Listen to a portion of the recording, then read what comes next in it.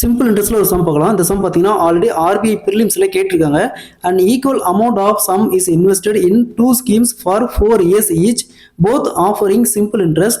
When invested in scheme A at 8% per annum, the sum amounts to 5,280. In scheme B invested at 12% per annum, it amounts 5,920. What is the total சம்னு கேட்குறாங்க. அதாவது ஒரு குறிப்பிட்ட தொகை இருக்குது, அதை ரெண்டாக பிரித்து 4 வருஷத்துக்கு தனித்தனியாக ஒரு பேங்க்ல இன்வெஸ்ட் பண்ணுறாங்க. இப்போ எக்ஸாம்பிளுக்கு பேங்க் ஏன்னு வச்சுக்கலாம், பேங்க் பின்னு வச்சுக்கலாம். பேங்க் ஏல 4 வருஷத்துக்கு 8% இன்வெஸ்ட் பண்ணால் டோட்டலாக வட்டியோட சேர்த்து 5,280 ரூபா கிடைக்குது.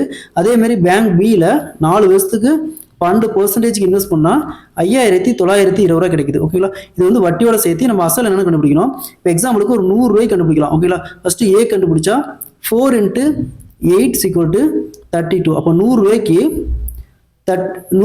132 ரூபா. ஓகேங்களா, அப்போது 5,280 ரூபாய்க்கு என்ன, இதை அப்படியே கிராஸ் மல்டிப்ளை பண்ணால் 4,000 வரும். அப்போ பேங்க் ஏக்கு 4,000. அதேமாரி பிக்கு கண்டுபிடிக்கலாம்.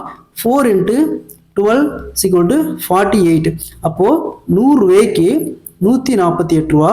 அப்போது 5,920 ரூபாய்க்கு என்ன, இதை அப்படியே கிராஸ் மல்டிப்ளை பண்ணால் 4,000 ரூபா வரும். அப்போ டோட்டலாக 4,000 + 4,000 8,000 ரூபா. 8,000 ரூபாய் பிரித்து பேங்க் ஏலையும் பேங்க் பிலையும் பேங்க் 4 வருஷத்துக்கு 8% மற்றும் 12% விதத்தில் இன்வெஸ்ட் பண்ணால் ஏக்கு பார்த்தீங்கன்னா 5,280 ரூபாயும், பிக்கு பார்த்தீங்கன்னா 5,920 ரூபாயும் கிடைக்கும்.